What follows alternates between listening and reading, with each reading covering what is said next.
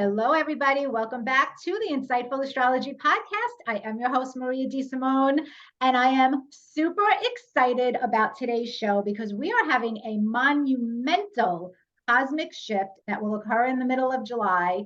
And I happen to have a brilliant guest astrologer here who is not only an amazing astrologer, but she's also a fellow Italiana. So we have connected. We've both done work for Nadia Shah's channel, and we've just connected, parallel over the years professionally. But this is our first time actually meeting and working together. And Helene over here said, why don't we talk about the nodes of the moon going into Aries and Libra? And I said, you know what? This is so perfect, and the timing is perfect. So, guys, this is going to be your everything you need to know show about the nodes of the moon transiting into Aries and Libra and what that means for you, me, and the world. And so I want to really give a warm welcome to my beautiful and amazingly talented guest, Helene Cierzo. Welcome to the show. Thank you, Maria. I love it. The Cierzo, someone who speaks the language. I love it. I love it. Thank you. I'm so excited to be here. I know, I feel like I've been watching your work for over a decade, and we talked maybe even almost 1.5 decades. Like, it's so cool that we're finally connecting, and we're both from the East Coast. Yeah, so you're a Jersey girl, I'm a New York girl, and right now we're both dealing with the strange smog and orange sun and the apocalypse, basically. the second occurrence now, right? Yeah, I know. It's crazy here in the East Coast, breathing outside. I've been like a hermit writing for 2 days, so I've been not even outside barely. Yeah, it's definitely some strange times.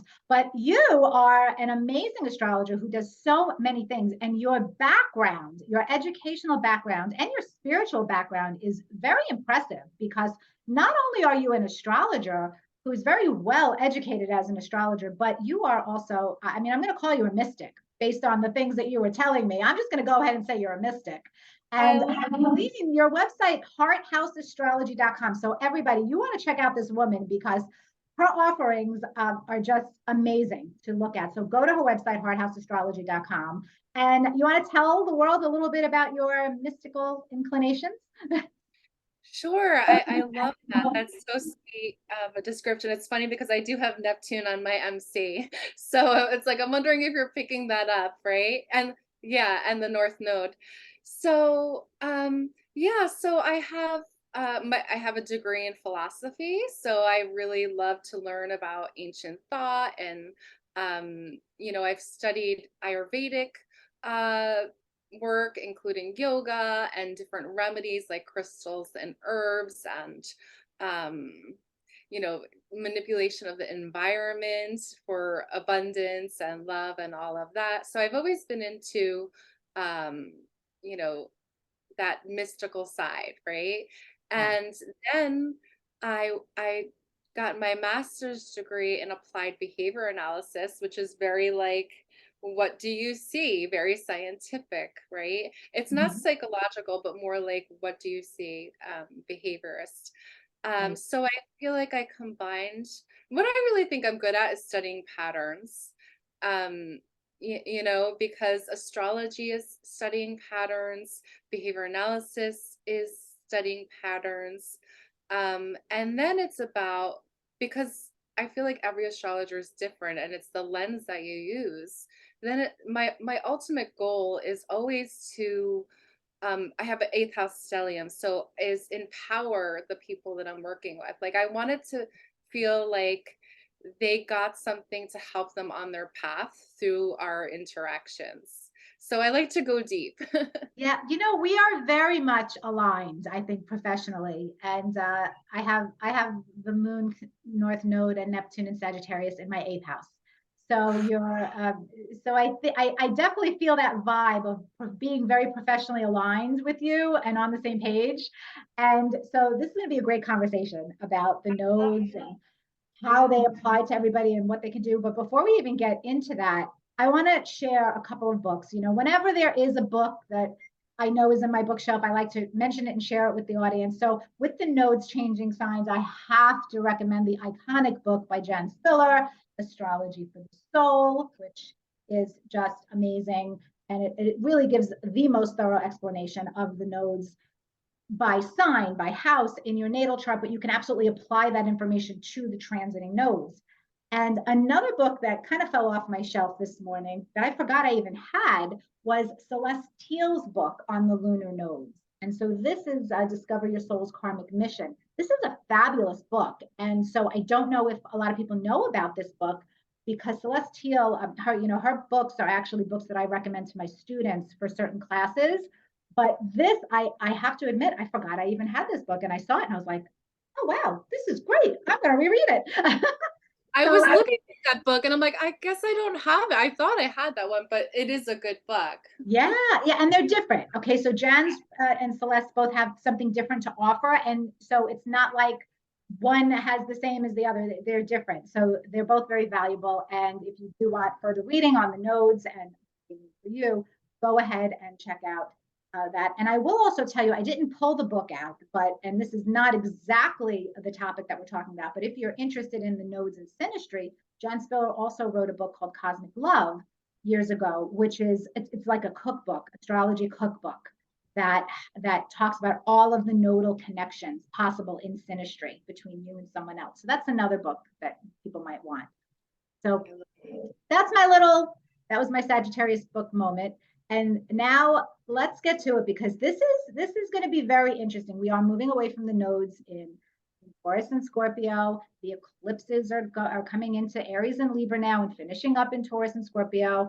And in July, I mean, I have the dates July 17th, 2023 until January 11th, 2025. And that's off of my ephemeris based on the true node. So those are the dates when I have that the nodes will be in Aries and Libra, the North Node in Aries, the South Node in Libra. So Helene, how would you like to introduce this concept to everybody? Okay. Well, I do have a PowerPoint that I want to share, and I'm gonna put that up. Let me see if I can do that. Wait a minute. Oh, I don't think I'm on share anymore. Did you? Let's see. Oh, No, here it is. That's not. No, I am. You are? Okay, good. Good. So, I mean, okay, for one, when we're looking at the natal chart, I'm multitasking here. When we're looking at the natal chart, right?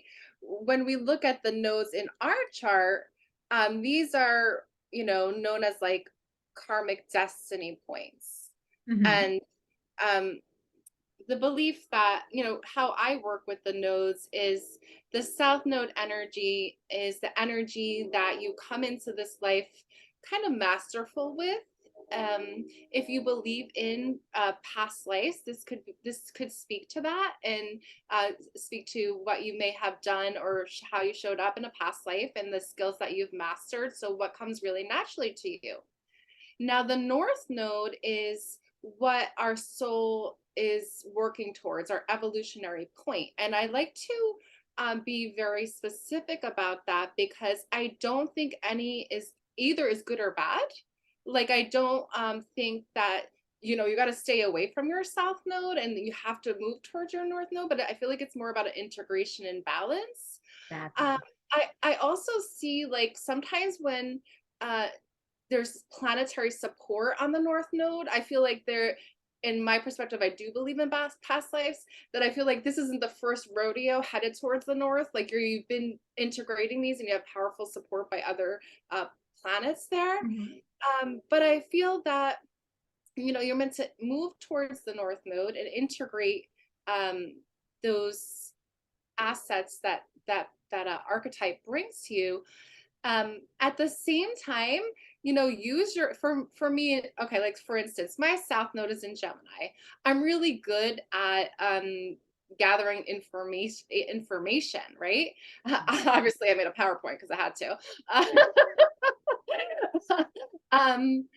But sometimes when you're, such a seeker of information, you might not be seeing the bigger picture, right? So it's a balance for the North Node is use those skills that serve you well in that South Node house and sign placement, but move towards integration of the North Node sign and house placement. That is so perfectly put. And so, I always relate, we all do this. We relate it to our own charts and people that we know. And so we happen to have the same nodal axis, North Node in Sagittarius, South Node in Gemini. And so for me, the North Node's in the 8th house, the South Node's in the 2nd house. So when you were talking about how you would make your PowerPoint because of all of your information, I was thinking about how for me, South Node in the 2nd house in Gemini is this, strong past life talent of having multiple sources of income that are all communications related. And how do I integrate that with the North Node in the 8th house? And so I have done that by building a business that has multiple revenue streams that allow me to earn passive income. So South Node and it dispenses information to everybody. So that's an example, a real life example of balancing the nodes and using it and integrating it with the houses that they fall in your chart. And so unfortunately, we can't do that for all of you. You have to hire Helene for a consultation if you want more information on that in your chart. But what we're going to go through today is this temporary transit of the lessons, the temporary karmic lessons that we get to experience now that the North Node is moving into Aries, and what that means, what it is that we have to rebalance and integrate from that South Node. Because I'm sure you'll agree with me, especially because I think you said you have a Libra stellium. So I'm sure you'll agree with me when I tell you that the North Node going into Aries doesn't mean that we're all supposed to disown relationships and connecting with others completely. That would be not in the best interests of the North Node and integrating. Instead, we're supposed to be using the more positive qualities of developing that North Node to facilitate better relationships. So do you want to speak about that a little bit? Sure. One thing I was thinking as well is like, okay, we're at, like, it's so beautifully orchestrated by the divine and the universe, how we're going from this Taurus North Node to moving towards more love, more peace in our lives, feeling valued, and releasing some of those toxic connections and trauma bonds for some people when we talk about relationships, right? And now we've learned that, right? Now we're going to switch and dive into this North Node Aries and South Node Libra. With the stellium Libra, I know this energy well. So for one, I do want to say, if you've been like hanging on past the point of like, this isn't good for you, you probably might have a aha moment, like, I can't anymore. Like, I'm done people pleasing, I'm done self-abandoning, I'm done not having the kind of relationship that really serves me. For some people, right? Like, I don't want to say that that can't happen, because I do feel like if you look at that order, especially with the Venus retrograde happening simultaneously as it, same week as it makes its ingress, right? So I do feel like a lot of people might be that might be on the table. Like, okay, is this love relationship going to make the distance, or is this business partnership really serving me? Am I feeling valued, right? But if you're in a long-term relationship and you it's a healthy relationship, but things still might come up where you realize, like, you want some independence, you want some more autonomy. You don't need to hang out every single day and do everything and like everything together. Like, it's like, okay, cool, see you later, I gotta go do things. Like, you're gonna want that autonomy and freedom to do as you really want to, right? Did that Right. answer your question? Absolutely. And I love how you brought up the moving away from the Scorpio South Node lesson of releasing the toxic relationships, the trauma bonds, the unhealthy obsessive patterns in connecting with others that aren't true to our values, because that is true. There's a relationship now between what we've learned from that nodal axis transit to the next. And I think the unhealthy relating stuff now with the South Node in Libra is going to be more connected to codependent relationships and to people pleasing, to be, to this is, I'm a Queens girl, so I curse. I don't know. You're very Libra, so All good. you might be more proper than me, even though Sun you're a Uranus Jersey girl. conjunction. Sun Okay, Uranus conjunction. so I'm about to say one of my favorite catchphrases for Libra heavy people. And this is actually going to be what the South Node in Libra is calling us to release, I think, is that Libra heavy people historically have this amazing gift of knowing how to eat shit and smile at the same time. And they will do that to promote the harmony of the connection, to keep the peace, to not ruffle feathers, because conflict is just the bane of Libra's existence in general. Okay. Now you get somebody like me who has Aries rising and Venus in Aries, and I'm, like the funniest thing that I have to say all the time is for Libra heavy people who are in relationships who say things like, oh yeah, I invite them to do something. Oh, let's go and do something together. Okay, well, I have to check with my partner first. Let me check in with so and so first. So for the heavy Aries in me, I'm like, I hate that. But the Libra people, that's the natural accommodation nature. So now it's interesting because the North Node is going into Aries and the South Node in Libra, to me is saying a lot about, well, what is it about the relating part of your life that might not be healthy to the extent of the trauma bonds and the unhealthy possession and all that in Scorpio, but to the people pleasing part of a relationship dynamic that you might be in, whether it's business or personal, and how that has become to your detriment in your personal development. And I think that's going to be a big lesson. But the other end of it is we can't become completely selfish bitches now just because the North. Yeah, it's not an excuse for that, right? No, we can't do that. So yeah, that's how I'm looking at this with the unhealthy part of the South Node in Libra, but there are so many amazing qualities of the South Node in Libra. Do you want to talk about some of that? Yeah, that's an interesting point because even when I was like doing analysis historically, um, what I did see is that, there were peace treaties and hands across America. And it was like, yeah, let's use those skill sets that we have that are strong and lean on that.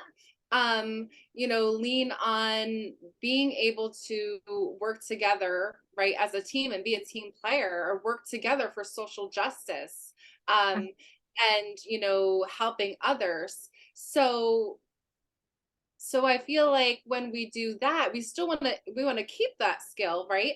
We're only shifting away towards that, overly people pleasing and self-abandoning, because what's happening when you're overly people pleasing? Well, I have 5 planets in Libra, so I know. And what happens is, see, I feel like Libra, as a Libra, how I see it, it's that you see everyone else's needs so intuitively that your space for your own gets like pushed down because of that sensitivity to others. Yeah. And when you have that sensitivity to others, you're never going to be happy if you can't build your ego strong enough to create a space for your own voice. You'll never be happy if you don't. And when you're not sharing your true feelings, you're not being authentic. And you want to increase love, that's what Libra wants. Yes. You need authenticity for that. So it's a courageous move that is worth it. It is, and it will improve relationships actually when you are being more true to yourself. When you remember that a relationship is between two whole separate people. That's what I think the Aries North Node is reminding us. It's two whole separate people. And those people both do have to be whole so that they can successfully come together in relationship. And so there is that rebalancing. And the other thing, I've noticed with Libra energy in that gets lost in the self-abandonment, like you're talking about. It could be something simple, like, do you want peas or carrots with your chicken for dinner? Oh, whatever you want. Do you want peas? I'll have peas. Meanwhile, you want carrots. Well, you'll ultimately, over years, over a long period of time, by doing that and continually self-abandoning and saying, oh, it's okay, whatever you want, but you know what you want, you just won't say it, you end up having resentment in that relationship. And the root of that resentment really is your own self-abandonment and inability to speak up for yourself when that's something that can terrify heavy Libra energy, and something really terrifying, because you feel like, well, if I speak up for myself, I'm going to lose the relationship, the connection, and I don't want to do that. So that fear, I think, will also be addressed. Yeah, and I feel like it's like this good girl syndrome and good boy syndrome that like generationally children are taught to be good and listen to your teachers and listen to and in doing, we have to be mindful as parents, right? And thinking about how we educate and interact with young children, because it's not the best skill for their long term, right? You want to reinforce that sassiness, and reinforce them having their own opinion, you Yes, know. yes, Yeah. absolutely. It's like generational how that's been playing out, right? And I feel like right now we're having a lot of people waking up to that. well, that's so interesting. You Yeah, really are a behavior analyst. I am, because and I guess I must attract a lot of people with that behavior because they Uh-huh. just come to me, and and you know how the energy is energy, but like I attract a lot of people who are people pleasing and working on that. Mhm. And thank goodness I'm Aquarius rising and Aquarius moon, and I'm a Sun Uranus conjunction. So Yeah. I've really I'm a bit of a liberated Libra, always work to do, but it's been a journey. It's been a journey. Well, you could be in your head and your heart. So Yes. that's the other thing about Libra to remember, is that this is an air sign. Libra is a cerebral air sign and a social sign by nature. And so that heart space for Libra is, I think, connected to the head a lot more than people realize. So there's this tendency to overthink all of this with the relational stuff, whereas Aries is a fire sign. So Aries is going to be very direct and instant and blunt and will not overthink, will typically act without the thinking, which is to the detriment of Aries sometimes. And so with the North Node in Aries, I think there is also that call for courage, that call for us to learn how to be a little more brave and, get that courage going, and act a little bit more than maybe, instead of overthinking things. Yes, definitely. Yeah, it's very, it's a fire cardinal sign. It's action oriented. It's initiations, right? Mhm. It's really gonna give us the drive if we've been sitting on the fence about something, or, waiting to take action. I feel like this, depending where it is in your chart, could really help you take some initiations, right? Yeah. Oh, for sure. And you brought up earlier the Venus retrograde happening at the beginning of this cycle. And I definitely want to pick up on that, because I think that is potentially very karmically significant for a lot of us, depending on how this hits your chart, of course. But, in general, the ruler of the South Node, which is Venus, is going retrograde from July 23rd to September 4th, right after, just days after this shift, this nodal axis shift. And we've discussed, and I'm sure you guys watching have heard before, that Venus retrograde cycles can bring up significant karmic residue from the past in terms of self-worth, self-value, love, relationship. And so the South Node and Venus retrograde, it's not that it says the same thing exactly, but I think it is amplifying that karmic energy of residue. So do you want to talk about that a little bit? Yeah, I agree 100%. It's just a few days after the ingress of the nodes to Aries and Libra that Venus will retrograde um, in Leo at 28 degrees, Yeah. close to Regulus. Mhm. And so this is, something, it's an 8-year cycle. So you want to look back to 8 years ago, 2015 of August. It was a little bit Virgo, like 0 Virgo to Leo, but that's a whole nother story. Mhm. So basically, yeah. So relationships are up for us this summer, right? They're up big time. And it's going to go past that. It's obviously, we're going to make some big shifts, a lot of us, on, um, how we show up in relationship. We have like a square to Uranus, and this is going to really help us really want to move forward on new levels of heart. And this could bring sudden abrupt changes, of course, in relationship dynamics. So um you know we want to evolve and grow in partnership, and these nodes shifting want us to leave behind any Libran tendencies that aren't for our highest good, which would be that self-abandoning, that people pleasing, that not being really authentic, because with that square to Uranus is really asking us to be authentic, right?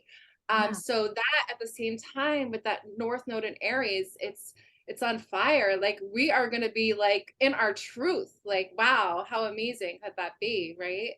Um, Yeah, and then the retrograde in Leo, I think maybe ultimately there's this big healing of the heart that happens for us yeah. individually as a result of becoming more authentic and creating those changes that are necessary. So this summer it's on for relationship dynamics for It's sure, regardless of where the nodes fall in your chart and where the Venus retrograde is. This is just the collective theme. So you'll it may not be a romantic relationship for you. Maybe it's a business relationship. Maybe it's a family relationship. Maybe it's a friend. Okay. It really depends on where it's falling in your chart. But relationships are certainly the pivotal point for the next 18 months for sure, but definitely over the summer we're getting a big jump start. Yeah, and our sense of value, right? Yeah. Like, are we really valued? Are we getting the money we deserve, right? Are we settling for breadcrumbs? Like that's going to show up, and it could be, depending where Leo is in your chart, this could be affecting your career, your friendships, wherever Leo is in your chart. For me, it's relationships, and I look back with the patterns. I'm like, oh yeah, watching that, how that played out. So it is really, really interesting. Yeah. So it's going No, to be it's on. It's like it's go big or go home, right? It's so on. on. I love that you brought up the whole value and money part of it too, because the Libra tendency might be a little timid about asking for what he or she is worth.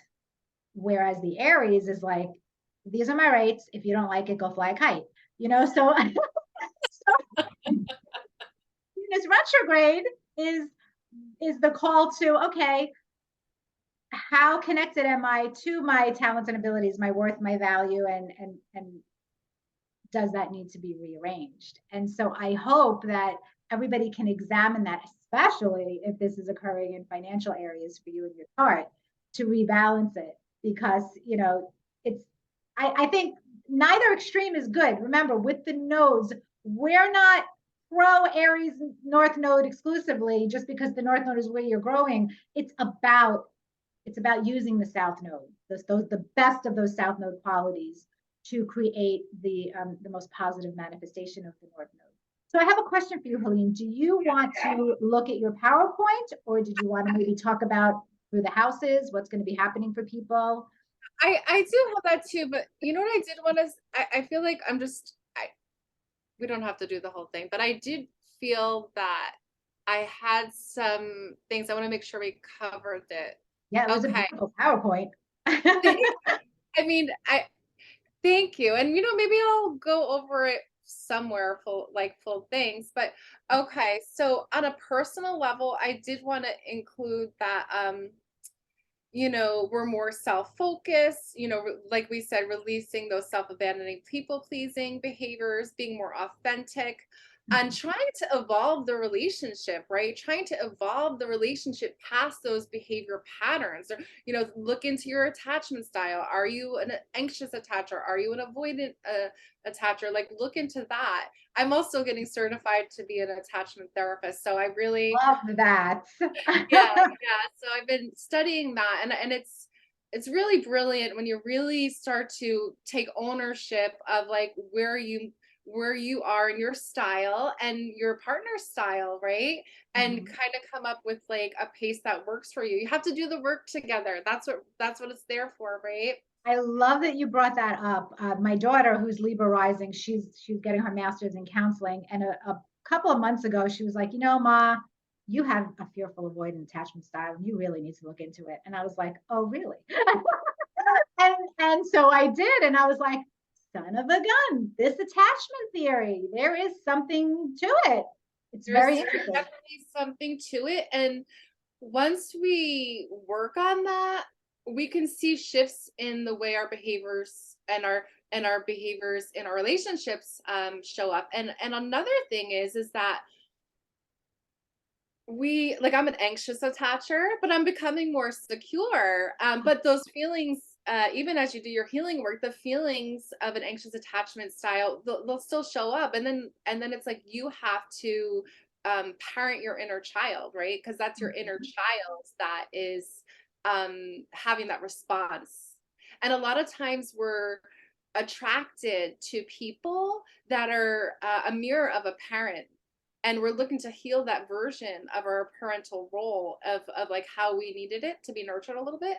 Mhm. But really, once we take ownership of that and realize that we have to do that healing work on ourselves, and then show up and also foster your partner's healing work as well. It's a journey to have like honest discussion, like, wow, I'm an anxious attacher. When this happens, I feel like this. Is there anything you can do to help me during this time? And like that's a beautiful way to connect, right? Yeah, I hope somebody does an astrological study on this, on attachment styles with astrology, because I think there's a lot of value. And it's interesting that you identified as the anxious attachment because my daughter also, and again, Libra rising. And so just in my quick analysis, I have noticed that Cancer heavy people, Libra heavy people lean towards more of an anxious attachment, whereas Aries and just heavy fire or maybe heavy Aquarius without the Libra is more of the either avoidant or the fearful avoidant balance. So I don't know. This is just me theorizing on the podcast with you. I don't know if astrologers have looked at this yet, but I think I mean, I incorporate it into my work with my clients because I feel like the most the most interest that I get for readings is usually love based. yeah, I get a lot of people for love readings. So, when you want to do that, and I'm eighth house, so let's do the deep work to get you there, right?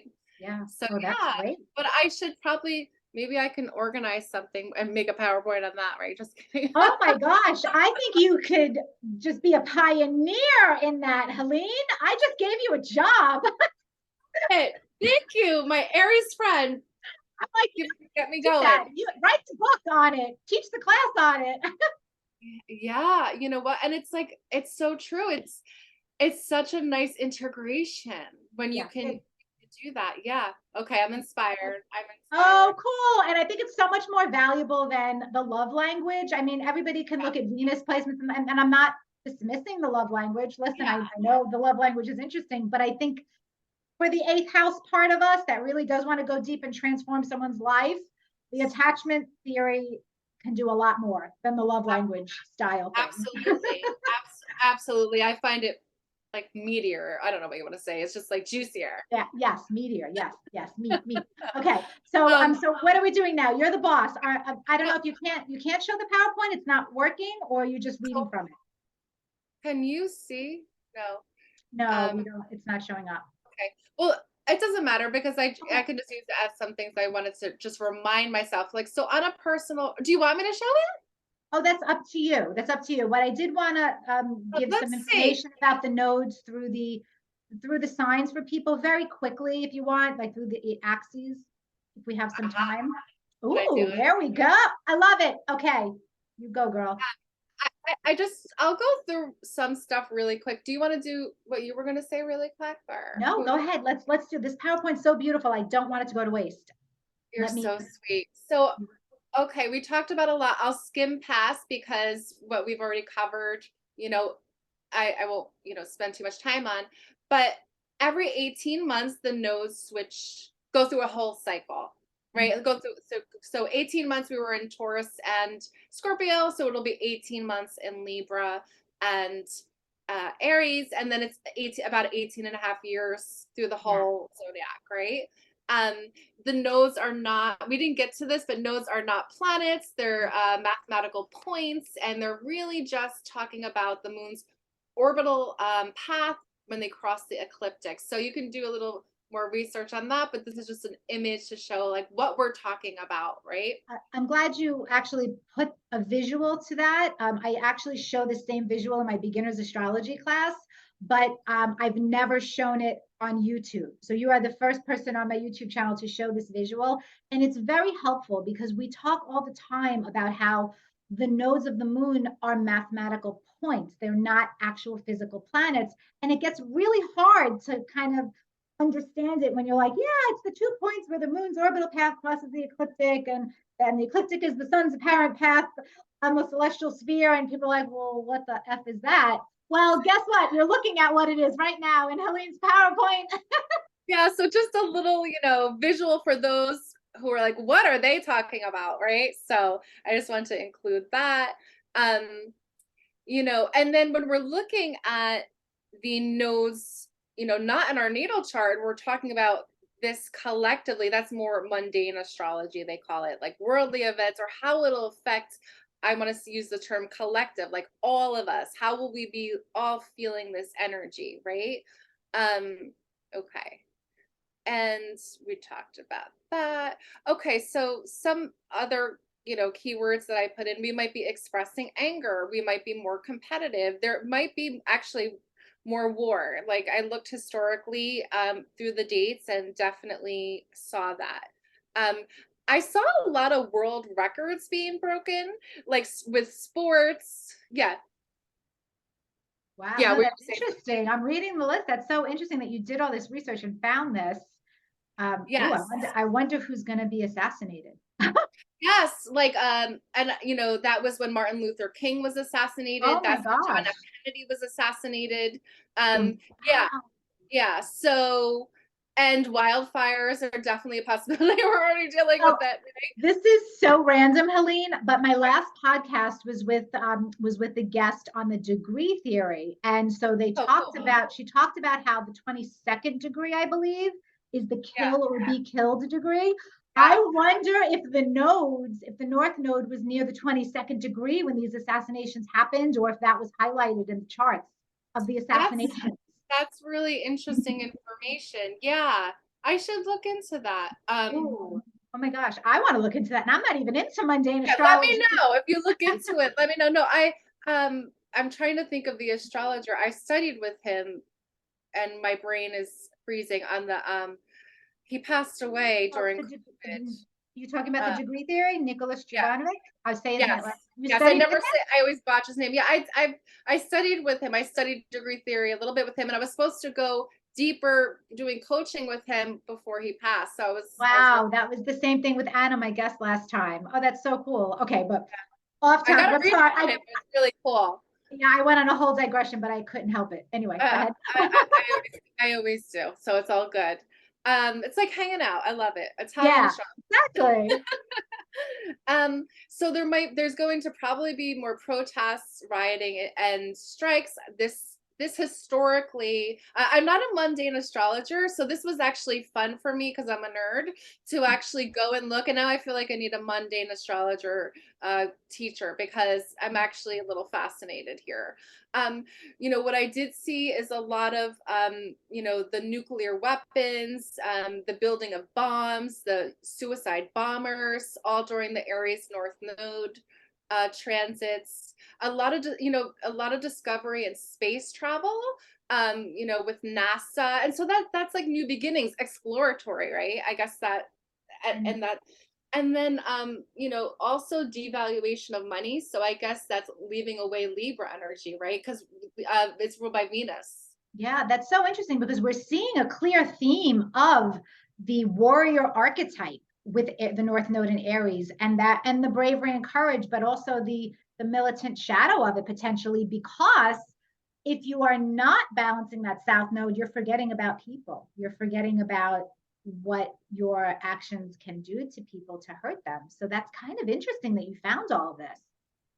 Yeah, and political sovereignty was something I also saw. So countries that were under captive or military command of other countries during this time actually got political sovereignty as a country or nation. So that's actually a nice positive aspect that can happen. Amazing. And then on a personal level, okay, we talked about that. I also feel, and tell me what you think, I feel like more people might do some entrepreneurial work. Absolutely. Oh yeah, and it's a great time to do that, I think, especially if it's hitting your chart. Oh my gosh, if you've got North Node in the 10th house, holy cow, start a business, right? Yeah, yeah. And then it's like so you might be leaving business partnerships or ways that you're getting money that are unfulfilling or feeling Yeah. that you're not valued. Um, and and on a personal level, it's time to trust your instincts and not, as a Libra, I can do this. What do you think? This is how I process information. Like, oh, okay, get all this, and then I come with my opinion. But now it's like, no, what do like check in with yourself. Let me, don't Oh make decisions gosh. immediately. Let me check in about that. And Yes. like, Oh my, it's really funny because everything you're saying is actually so natural to my way of being anyway. I don't check in with other people. I am very autonomous. I do my own thing. And this is why I need Libra people in my life. So yes, we're friends now, Maria. yeah, oh good. Because yeah, I need you Libra people to make check me and make sure I'm not a total selfish bitch all the time. I really do. Because the Aries way is not to consider what somebody else thinks or what somebody else needs. And this is why typically pure Aries energy is not very good in business partnerships, because you don't teamwork is something that you have to learn. And so maybe with the North Node in Libra in Aries, balance some of the balancing with that South Node in Libra could be, yeah, go and be an entrepreneur and go and do your own thing and start it, but try to allow other people to be a sounding board with that when appropriate. Yeah, yeah. If that's something that you haven't, it just depends where you are, right? If you don't typically do that, maybe you start doing that, right? Because there, you do want to utilize the positive aspects of that South Node in Libra. I think that's a really important emphasis that you're making. Um, I also feel like this is going to be a time where we're doing some more self advocating, right? So for those with people pleasing tendencies, like we're finally like like you said, I think before, like some Libras could like blow up eventually because they hold it in too long. Like I don't want carrots, whatever. Uh-huh. I don't want carrots. No more carrots. So it's like, yeah, it's like you're gonna start speaking up and self-advocating, and this is a good thing.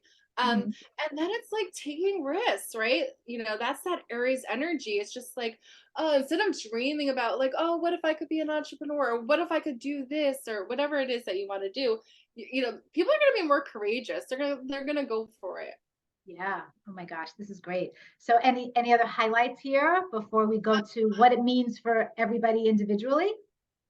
Yeah, I just gave a little symbolism of like the times like when it was in Aries. Mhm. So we're looking at these dates here, 1949, 1950, 67 through 69, 86, 87, 20,000. And remember, everybody, the eclipses would have also been in Aries and Libra during these time periods. So that's something to consider also. Should we go into the horoscopes? Do Yeah, you do you, I think so because I'm an Aries girl and I know everybody wants to know what's in it for them. Absolutely. Everybody always wants to I know do what's in have it a for lot them. of list of facts if anyone wants Oh, to know. But oh, let's, you did it. You wrote it all here. I love this. yeah. But I Okay. want you to share too, but I just, Oh, sure. Okay. So let's take it from the if you've got Aries rising, then that means the North Node is transiting through your first house and the South Node is transiting through your seventh house. So Helene over here, I'm going to read what you wrote. The sky is the limit. It's time for you to go out and explore and do things your own way. You will be needing more autonomy now and are less willing to compromise. This is a good time to focus on your entrepreneur work, dream big and go for it. And so, yes, I definitely agree with that. What I would add is that I don't want people who have Aries rising to automatically think that this is going to be an 18-month period of no relationships. Actually, that's not the case at all. Because when the nodes are transiting your first or your seventh house, that is actually a pivotal transition time for you in relationship dynamics. So if you are a single Aries, that doesn't mean you're going to be single for the whole 18 months. It actually does suggest that there might be a karmic relationship coming into your life for you to address this rebalancing and to relearn how to relate. This time, making sure you're not losing yourself. The whole thing I said about two whole separate people coming into a relationship. And if you're an Aries who is in a relationship, this doesn't mean that you're going to lose the relationship. But what you're going to lose and have to address is everything that Helene and I have been talking about in general, about the unhealthy codependent patterns and where you may have self-abandoned, et cetera, et cetera. So if the relationship is not able to honor you, yes, the relationship will go. That's probably likely. But if the relationship is honoring you and the two individual people, I think you can come out of a South Node seventh house transit with a healthier relationship. I don't know what you feel about that. yeah, I think it's a good point because people do get nervous when they see it's all about me, right? Because everyone wants love, and I believe we're here to love and love, be in relationship. We're social creatures. So yeah, and you're right. It is a karmic relationship time because these eclipses that will be happening in Libra and Aries. So your seventh house is going to get activated through the cycle too, right? You're going to get those Libra eclipses, which is Correct. definitely going to show up in relationships. So yeah, it's actually not at all a time that you're going to be alone. You're going to learn how to um do that dance in relationship, right? Big time. And Venus retrograde means it's happening in your fifth house for Aries rising. So you're getting a very big jump start to that this summer. So for Taurus, what go ahead, I'll let you take Taurus. Sure. So Taurus, you were putting more energy into spiritual practices. Perhaps this is the 12th house, or needing more time to retreat. For some, the opposition to the sixth house could be letting go of a job where you feel isn't spiritually aligned. So, like, you want to feel that balance between the work that you do and your energy in the world has a deeper, more spiritual meaning. I love that. And that is so true. The 12th house, I'm a bit of a 12th houser. I have Jupiter and Venus in the 12th house. So I love being alone and I do tend to be happy in solitary situations. And so now that the North Node for Taurus rising people is in the 12th house, I think you may want to honor that and maybe have the courage to have that solitude and to focus on your inner world a little bit more. And the only other thing I'll add is I think this also includes your mental health. So there could be some mental health breakthroughs for some Taurus risings when you are courageous enough to deal with some of the things that you might have been afraid of. Beautiful. So let's And see. I'm a 12th house moon, so another connection, 12th housers. Oh, nice, nice. So, okay, so for Gemini risings, and you're putting the house too. So this is also if it's in your Yep, because 11th house. Just so everybody knows that's what that means. So apply this to your chart. So you will put more energy into your friendships and humanitarian causes that are important to you.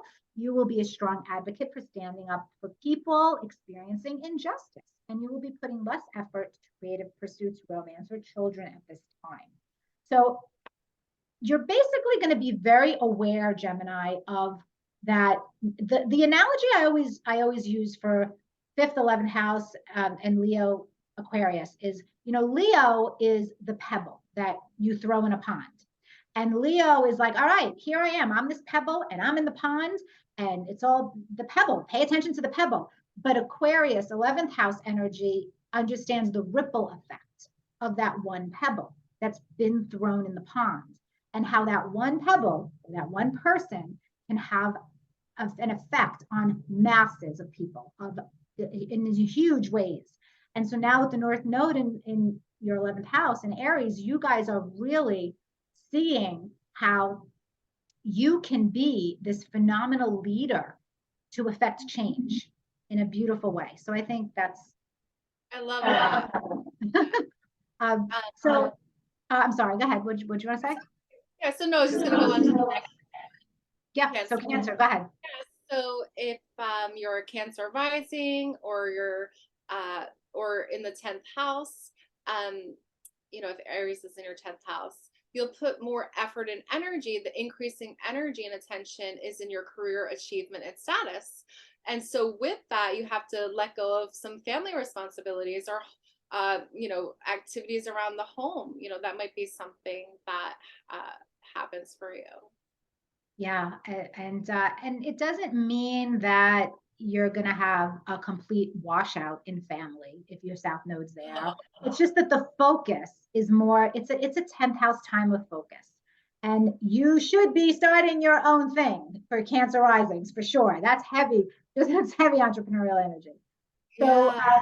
The Leo risings, or the 9th house, you will have an increased desire for exploring and could be doing some long distance travel. Some of you will decide to go back to school and learn something new or expand upon your knowledge. This is a time you will be focused on the bigger picture and releasing a need to be overly focused on the details, or check in with what others think before making your decisions. So that's really, really valuable because it's this big picture.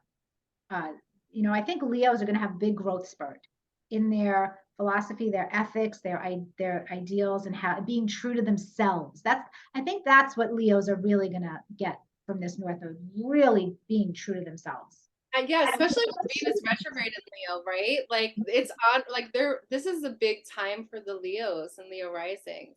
Yeah. For sure. Okay, Virgo, what do we got? Virgo, or 8th house, you will have an increased desire to merge with another sexually, or crave deeper intimacy. And intimacy doesn't have to be sexual, right? It could just be like raw vulnerability and really being authentic and true, and having like a really having people in your life that you can just tell it like it is, right? And that hold the space for you in that. But for some, it could be sexual. And this is also a time where there might be an increased focus on investments or sharing resources rather than just the money you make. You might decide like, oh, instead of like making my money this way, which I'm not making enough, I might like make money by investing and, doing it that way. Yeah, for sure. There's royalties, commissions, passive income streams, all of that is 8th house money. So it's not that you're going to be broke, Virgos, it's that you're going to focus on a different way of making bank. Yes, I love that. I need to learn from you. Selling stuff that you've already done. Like, I love that. It's brilliant. Like well, I'm a Taurus too. So I always say my favorite way to make money is in my sleep. So, that's like my motto. I love that. Ooh, and you have Venus in the 12th house, right? So you actually do. Oh my God, I never thought of that. That's funny. So Libras, okay, so I think of my daughter, of course, for this. She is actually getting married, and I know a lot of Libra risings will be getting married during this transit. So she's getting married in May 2024, right after the eclipse on the 7th house. North Node will be right there, so right on time. Libra or 7th house, this is a call to be more assertive in your relationships, have better boundaries, and declare space for your needs and desires. You will be more assertive and have better boundaries in all your relationships, including marital, business, and clients. You are releasing the need to be seen as pleasant or easygoing, letting go of people-pleasing behavior. So for you guys especially, all of those shadow qualities of the Libra South Node that we've been talking about, you are going to feel deeply that lesson, that experience, and the need to release it. Yeah. Scorpio, for the 6th house, You will be seeking work that makes you feel valued. You will be taking care of your health and realizing its relationship to your sense of self-worth, right? Health is wealth. And you're going to be working on that. Like, maybe it's more fitness, or like worrying about, not worrying, but like focusing on what you eat, right? Having some rules around that. And it's time to release some self-sabotaging behaviors, right? 12th house, subconscious. Are you an emotional eater, or do you like whatever it is, working on like whatever is sabotaging your progress in health or in your work is going to show up. Yeah, that's so perfect. And I'm glad you brought in the 12th house with that. Sometimes the 6th and the 12th house nodal transit doesn't feel like it's that important, but you know what? It's the little things that make up our whole life. It's the minutiae, it's the details. So this actually becomes a very impactful nodal transit cycle through the 6th to the 12th house. So Sagittarius, or the 5th house, you will have an increased desire for love and romance. For some of you, there will be a desire for having children, and it is a good time to focus on creative pursuits or entrepreneur work. You may be letting go of the need for your friends' approval at this time. So one of my first astrology teachers taught me that the 5th house is the axis of giving love, and the 11th house is the axis of receiving love. So there is something about this 5th house transit for Sagittarius where you are supposed to openly give love bravely, unapologetically, and maybe let go of that feeling that, oh, I can only give love if I'm receiving it. Don't worry about the receiving part as much as the giving it if you have the Sagittarius energy for the transit. Okay, I'll shut up. I like that. No, I like that. I've never heard that, but I really like it. I like it a lot. Okay, Capricorn or fourth house, you will be focused and determined to possibly buy a home or start a family. You might have more responsibilities with the family or home during this time. You might have to let go of, I'm not saying you're giving up your job, but you might have to let go of some career responsibilities somehow.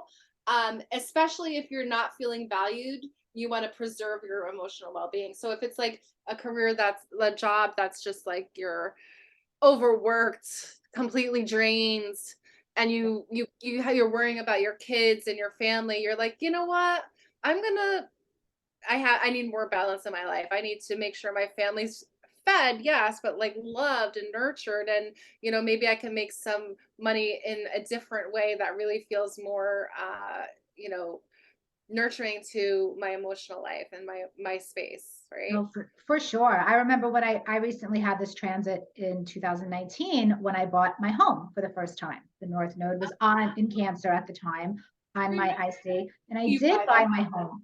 And then exactly what you're saying about the South Node, it's not that I quit being an astrologer. It's not that I left my career. What I did do though is I allowed career to be on autopilot for a certain amount of time while I really heavily focused on renovating my new house and making my house a home and enjoying this honeymoon period of this new home and building the roots and the foundation with my family.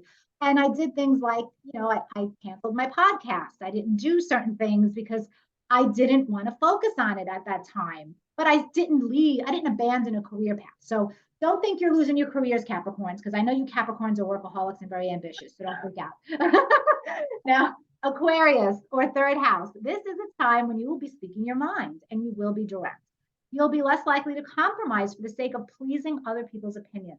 You will put more effort and energy into writing, speaking, and communication, and your expression will be confident, bold, and sometimes impulsive. You may be letting go of beliefs that are no longer serving you. So this is, like your own the courage to develop your own mind. I love what you said about being direct. I just think that's so perfect for this Aquarius transit. This And is for me. Aquarius rising. Yeah, oh, I'm so ready for it. oh, well, then you will be writing that book on astrology and attachment theory, or pioneering a class, or doing something else like that. I'm really wanting to, like, it's been a couple years now that I'm trying to find that balance between going for astrology and using my other means to make money. And, I decided to not work full time in education as a behavior analyst.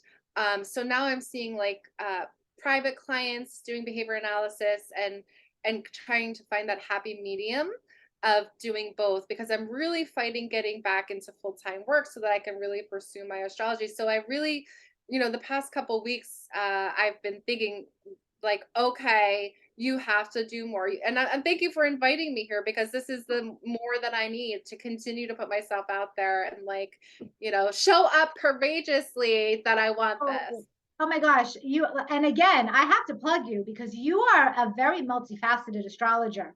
Girlfriend here has a background in Hellenistic astrology, the degree theory, behavior analyst, I mean, counseling dynamics. You kind of do it all. So I've anybody studied who's medical astrology as well with Lynn listen, Pointer, shamanic astrology with the shamanic oh, astrology school.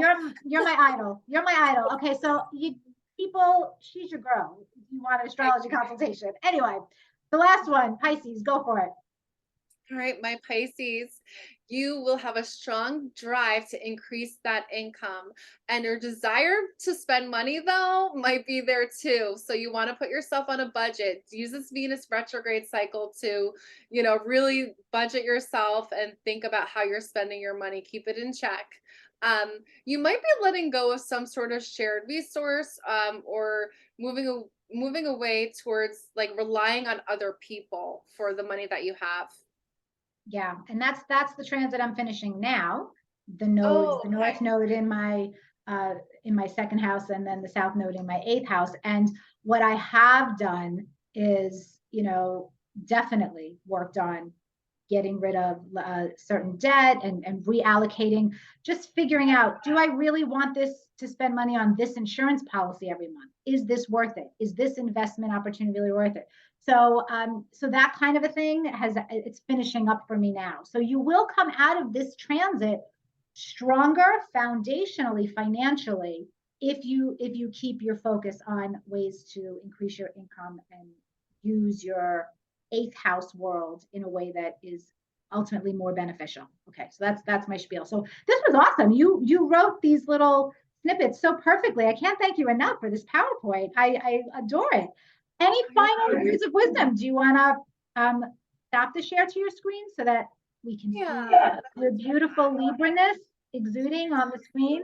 you're so sweet. How's that? Did it go away? Yes, it went away. So, and it Thank was you. beautiful. And I'm sorry that we didn't get to see all of it, but I'm sure you'll find a use for it.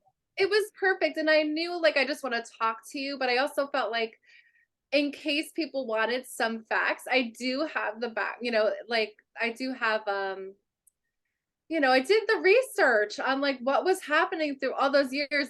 I mean, it was really time consuming, but you know what? It was so cool because now I'm like, now I want to do some mundane astrology because we get so much information by studying the planets. And when people have this concept like, oh, astrologers, like people who don't love you, there's our lovers of astrology, right? But there's people who are like, oh, it's woo-hoo, or I don't believe in it. And it's like, honestly, like there we looking at generational patterns of the planets, like there's scientific observation that's happening as well. Right, exactly. Just be a detached observer without your emotional feelings about what astrology is or isn't, and just observe and then come to a conclusion from that alone. And I think if people can do that, they'll be more wowed than than anything else. So yeah, thank you again. Thank you for being here. You were the perfect guest to talk to about this topic, and you can come back on the show anytime to talk about anything. You want to do medical astrology? You want to do something? Whatever floats your boat. You are welcome here anytime. And so thank you Thank you, all. Maria. Love you, and I just really appreciate this opportunity. I really love your energy. I love connecting with you. I'd love to stay in touch. This has Oh, been a sure. lot of Oh, absolutely. Yes, we're friends. We got the Libra Aries connection and the Sagittarius crap going on too. So, all right. So for all of you watching, thank you all for being a part of the show. I really appreciate your support of me and my work. If you're not subscribed to this podcast, I hope you consider subscribing and be sure to continue using the power of astrology to grow your soul every day. Until next time, bye bye.